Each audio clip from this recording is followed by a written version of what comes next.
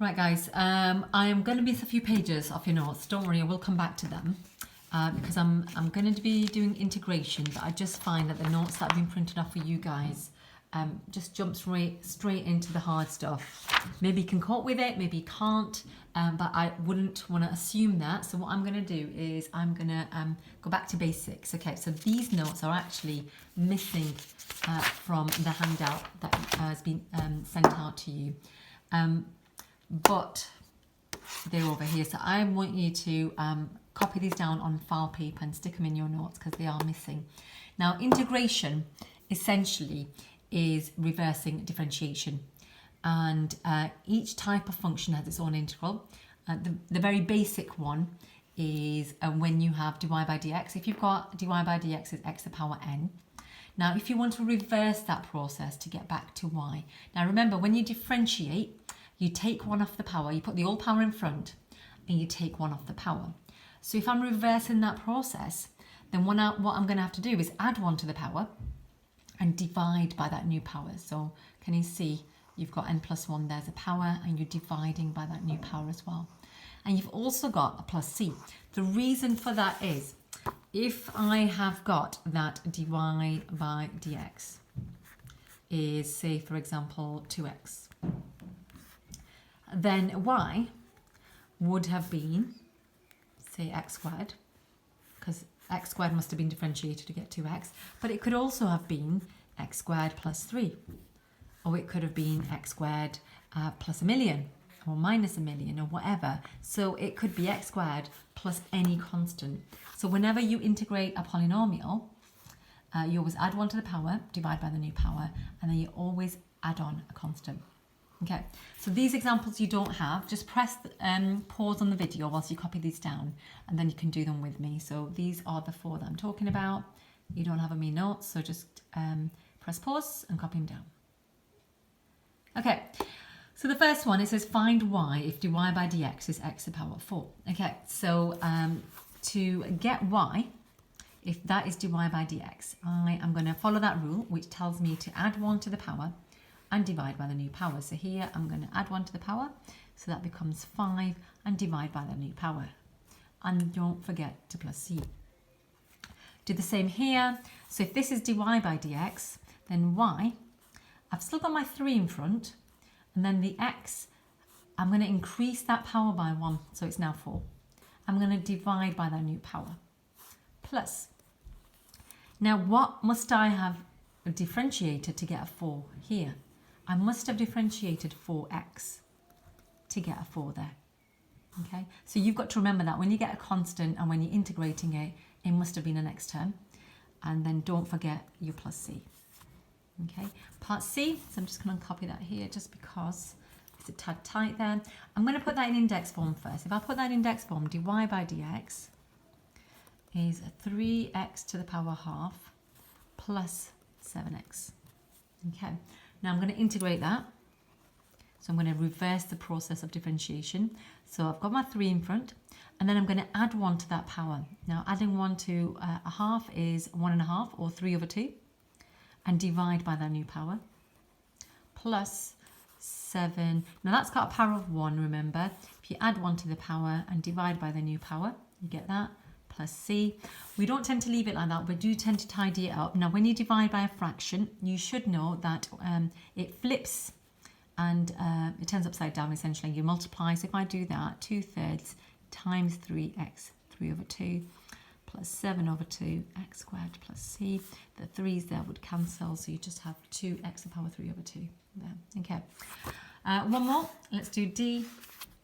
So d, I'm just going to have a look. So if that is dy by dx, then y, I've got my 12, and then I'm going to add 1 to the power. So 2 becomes a 3, divide by the new power, plus 4, that's got a power of 1, so this will be a power of 2, divided by 2, minus, now that's a constant, integrating a constant gives you an x term, minus 5x, plus c. Now, you can see that you can simplify that. 12 divided by 3 is 4, 4 divided by 2 is 2, and that's as simple as possible. Okay, so having a look at the second question again, press pause on the video, copy down these 3 examples, and then we'll do them together.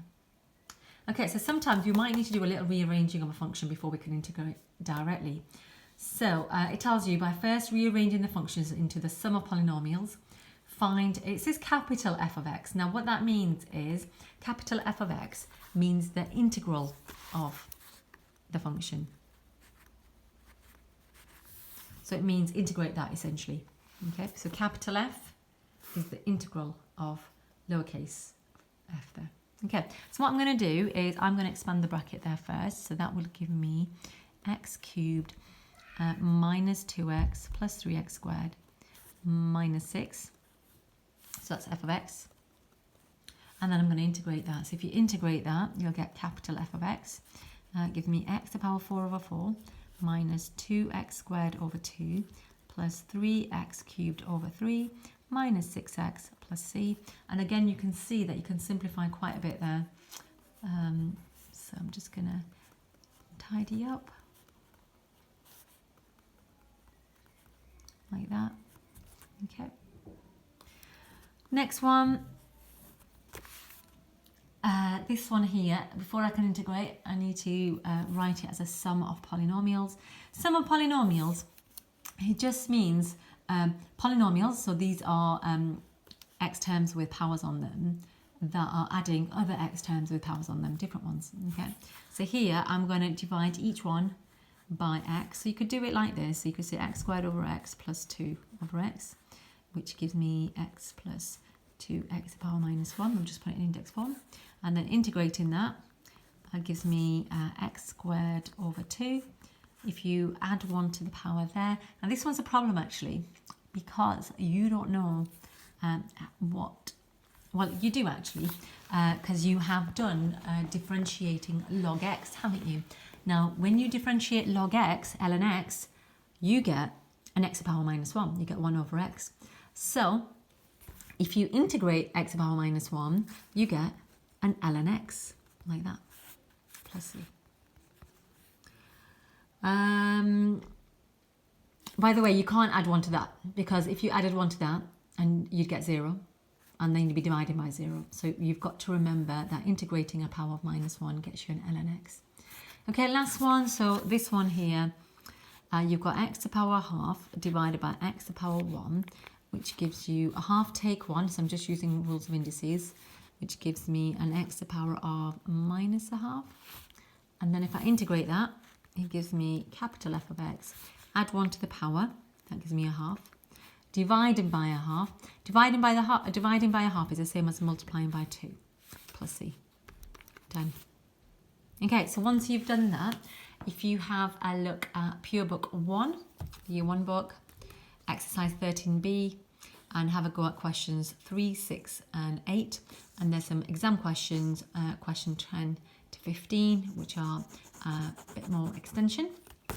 And what I'm also going to do with you guys, so do that first, and then come back to watch the rest of the video.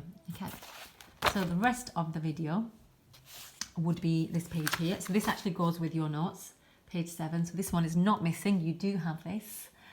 So here there are some standard functions we need to know the integrals of, and below are the key integrals you need to know. 6 to 9 are the ones that can be worked out from the formula booklet, but 1 to 5 must be learned, and these are just the reverse of the differentials you should already know. So this is the one we've already been doing. Okay. You have come across e to the x before, so e to the x differentiated is e to the x, so e to the x integrated is just e to the x plus c. 1 over x, well, if you differentiate log x, you get 1 over x. If you reverse the process, 1 over x integrated is log x.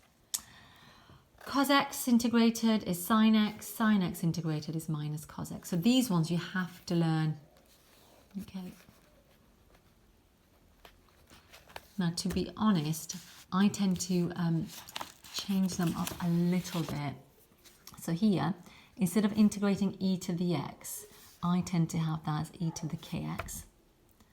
And then what you've got to remember is when you are differentiating e to the kx, you always times by k, don't you? So here, if I reverse that process, I'd have 1 over k e to the kx here. And you can amend that on your notes.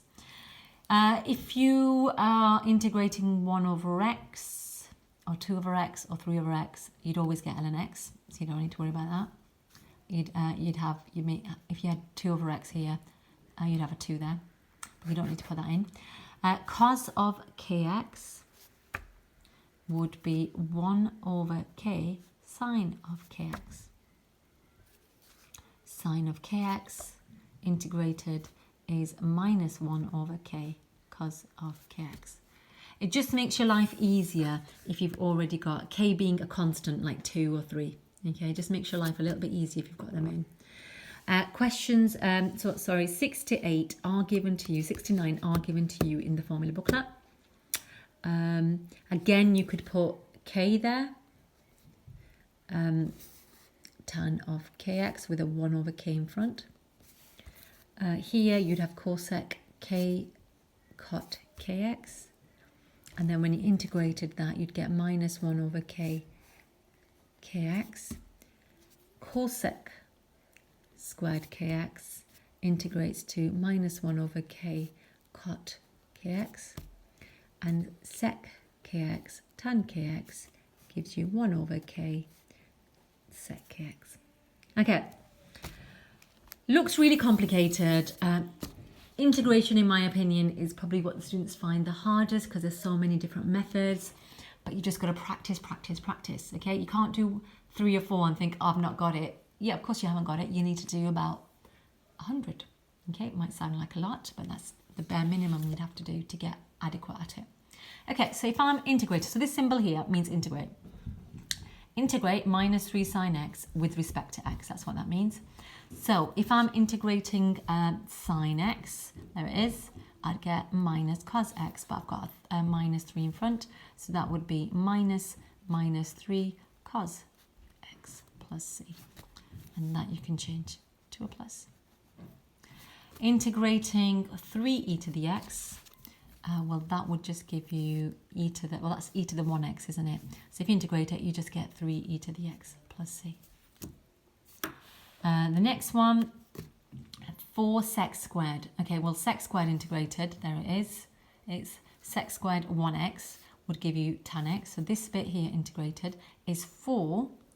That bit integrated is tan x. This bit, okay, this is a tad tricky. So what I'm going to do is I'm going to split that 1 over 3x as 1 over 3 times 1 over x. Okay, now 1 over x integrated, there it is ln x. So here I'm going to write 4 tan x plus 1/3 ln x plus c. You might want to have a think of that again, maybe have a go yourself. It can get quite tricky here, but you've got to split these two up. Okay. Next one, integrate 3 different terms there. So I'm going to do each one separately. So integrating 2 cos x. Well, cos integrated is sine, so I'm going to write that's 2 sine x. This bit here, remember this is 3 times 1 over x. So if I integrate 1 over x, I'll get ln x. So I'm going to write plus 3 ln x. This bit, that is an x to the power of half. That's the polynomial. So that one, I just need to add 1 to the power and divide by the new power. So I'm going to write add 1 to the power and divide by the new power. So technically, I'm dividing by 3 over 2, but when you divide by 3 over 2, you flip it and you multiply, so it becomes 2 over 3. And then I've got my plus c. Okay. Next one, I think I'm probably going to expand my brackets first. So if I expand my brackets, I will get that I'm integrating 4 cosec x cot x plus cosec squared x dx. Okay, so that means integrate with respect to the letter x, this stuff here. Cosec cot, I don't always know what these are off the top of my head, but I do know that these are given in the formula booklet, so I always just look them up. Cosec cot integrated is cosec x. So this bit here, oh, it's minus cosec x. So I've got a 4 in front, so it's going to be minus 4 cosec x. Cosec squared integrated, again, I don't know it off the top of my head. I'd go to the formula booklet. Gives me minus cot. So here I'd write minus cot x plus c. Okay.